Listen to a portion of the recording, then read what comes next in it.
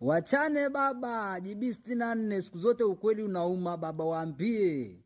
Cheza na nani? Yanga nusu finali kacheza na Rivers United. Kwenye timu hiyo, kwenye ligi yao alikuwa anashika nafasi ya 13. Nusu finali kacheza na timu ambayo imeshuka daraja Marumo Galaxy. Mpaka leo iko daraja ya pili South Africa. Sisi robo finali umemwona tumecheza na timu namba moja, yani timu ambayo inatoka kwenye ligi namba moja barani Afrika. Timu ambayo inashika nafasi ya 4 kwenye ligi yao. Timu ambayo imempunga mpaka National Rally kwenye ligi yao. Kwa hiyo sisi hatuchezaji na timu mbovu. Wataelewa tu mjomba, hata kama anajichomoa betri.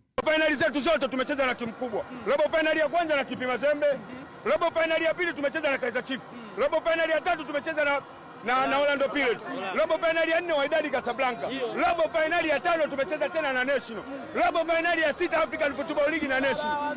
Waambie baba, yani hapo bado. Robo finali ya 7 leo tumecheza na nani? Na Al Masry. Hatujacheza na vitimu vidogo hivi.